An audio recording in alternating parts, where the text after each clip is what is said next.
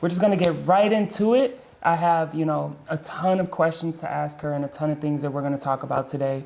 So just to start it off, you've been a model for how long? For about 3 years now. Okay. Professionally 3 years, but I did some modeling in high school and that kind of thing. More so like personal friends, photographers, yeah. So being a model, what is something that you feel like you've learned through the process? I guess I've learned that it's not really just like getting your photo taken and like, getting cool photos. There's so much that goes into like the technicalities of modeling that I had to learn over the years. It's not just like stand there and look pretty, do a couple poses. It's knowing your lighting, knowing how to play to your lighting. Also like learning how photography works in general, because you have to be able to like communicate with your photographer, know what lens angle they're shooting it, so you can pose,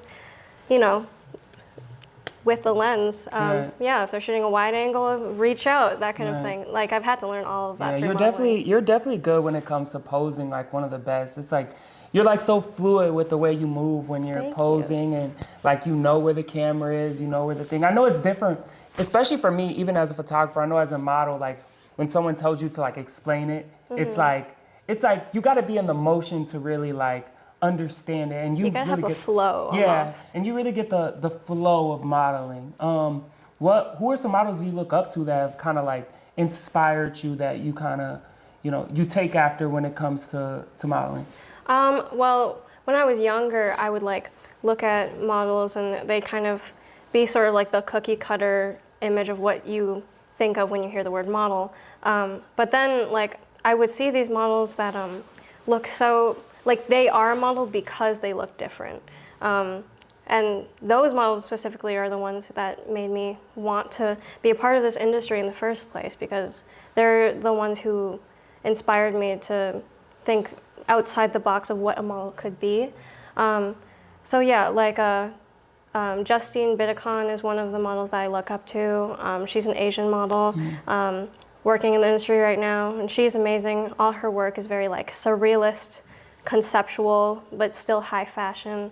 And in Chicago even too, there's just so many models that are like, because I'm younger, they are almost like big sisters. They kind of inspire me to keep me going, and I learned a lot from them. So yeah. Nice. So I gotta ask you, what gave you the idea to do the blue hair? Because that's like your signature. What led you to that? What inspired you to do that? I've had blue hair since I was 10 years old. Whoa. Yeah, so, and I never had any other color, like only blue. Some of my friends were like, oh, we're gonna look back like in your old like social media and try to find you without blue hair.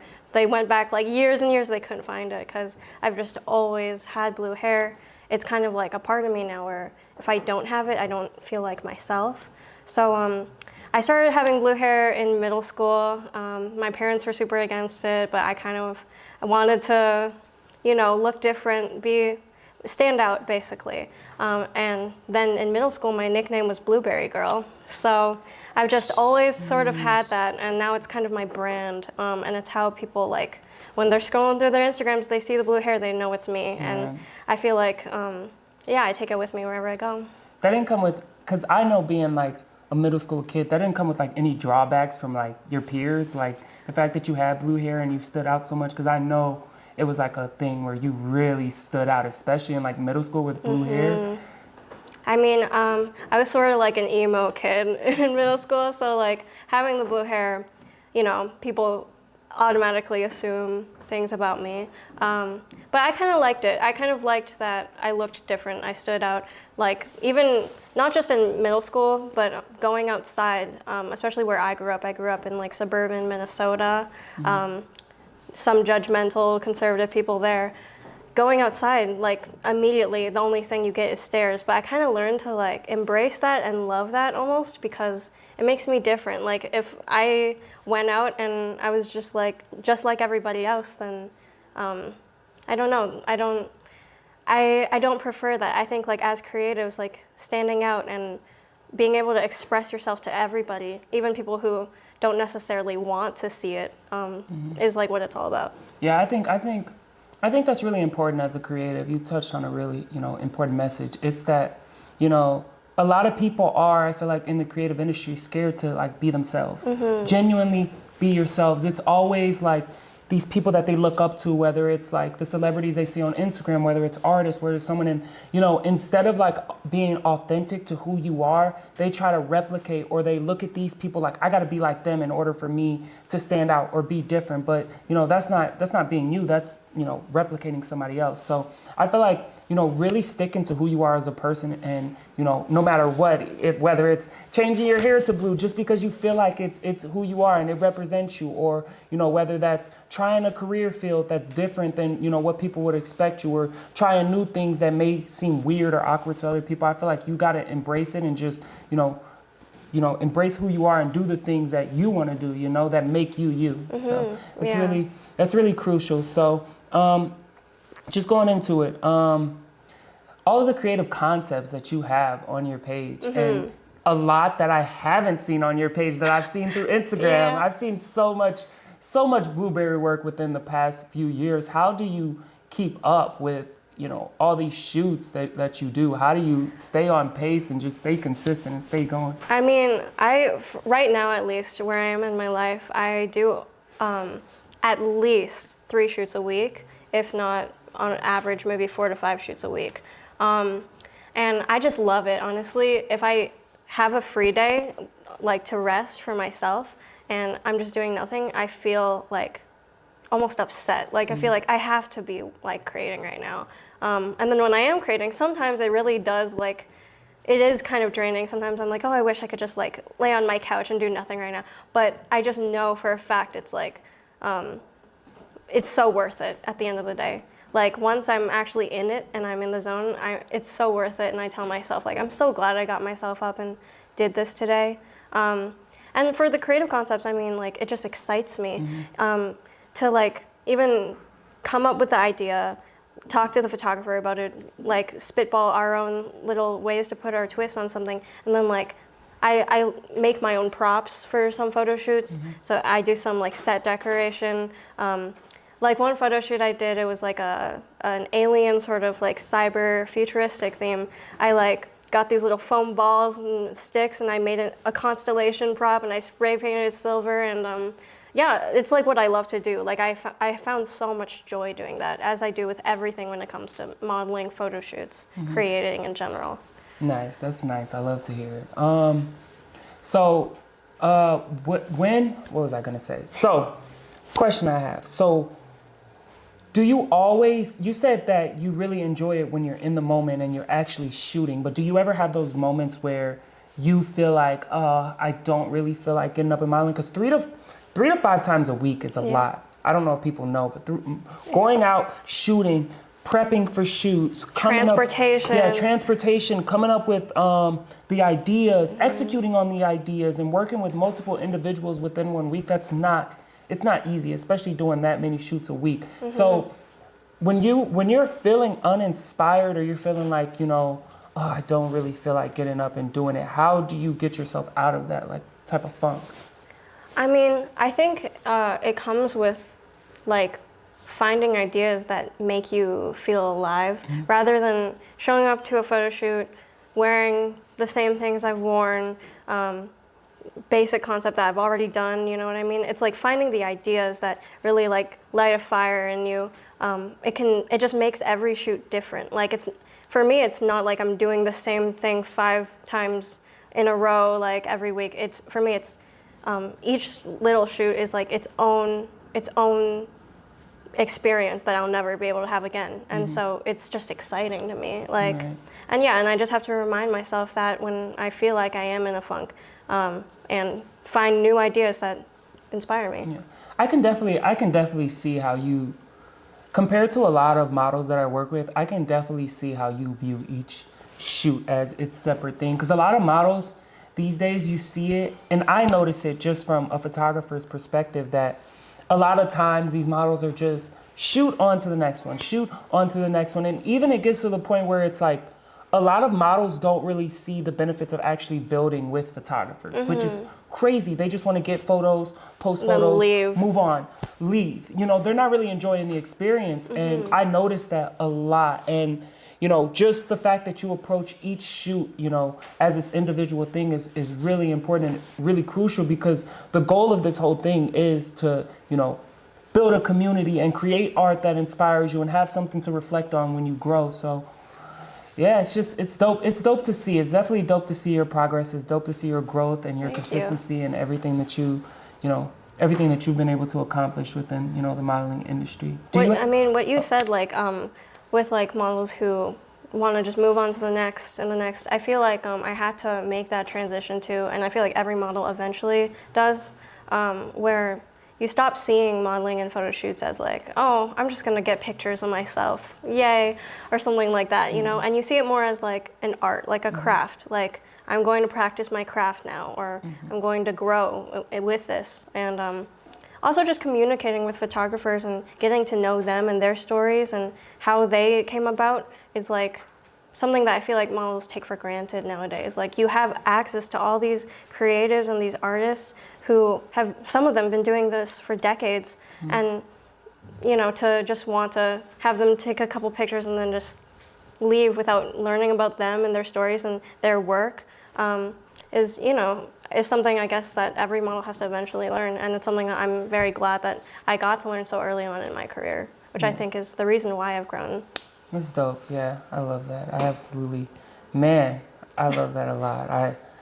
I am starting to learn it to an extent too, because I feel like when I first got into it, obviously, you know, I've only been doing this for what, like 9-10 months now as a photographer officially. You know, I was a creative director at first, but, you know, just learning to enjoy the experience of shooting is also important. And you got to take a step back from, you know, the business aspect of it, because it is a part of it, especially when you choose it as a career. There is a business aspect to it, but, you know, at the end of the day, if you don't enjoy just doing it, like doing what you do, and, you know, go out there and give your all every single day that you go out and you shoot, then, you know, what are you doing it for? You know what I mean? Exactly. So I definitely love that perspective, you know, looking at it from that perspective. So, what other questions do I have for you? Let me think. What questions I have. What if I have questions for you? You have any questions for me? I guess when you look at models, because you've shot with like a ton of people. I mean, you said yourself you've only been working for 9 to 10 months, and yet you've shot with so many models, worked with so many different people, stylists, makeup artists, etc. What do you think makes a creative stand out? Like, stand out to you? They're not just another person you shoot, or not just another person you work with. It's someone who, I guess, you know, has something special to them, to you. I think what makes a creative stand out to me is, you know, the way they approach, you know, what they do. You know what I mean? I think it's more of who you are than what you can do for me. Because, like, I see someone who's consistent with it. I see someone who's passionate about it. I see someone who has longevity in it, and, you know, that fuels me. I want to work with somebody who fuels me and helps me to be a better creative as well. You know, so I try to work with and I try to surround myself, and, you know, I try to, you know, search for people who have that you just know, you know, you just see somebody and you know, you meet them, you work with them, and you just know, like, this person's gonna go far. And those are the type of people you have to surround yourself by, so you can continue to be inspired, so you can continue to want to elevate and grow, and so, you know, you can just, you know, thrive, you know. So I just think, like, I don't know, I just know. Like, I know when I see someone and they have that, like, it factor, you know. Another question I have, just as a model, I like to ask photographers this, because it's good, I guess, to know as a model. How do you decide, like, who to work with, not just be a client, in terms of models? When you see them, how do you say, okay, here are my rates, or, okay, I'd love to work with you? Oh, that's a good question. Yeah? I think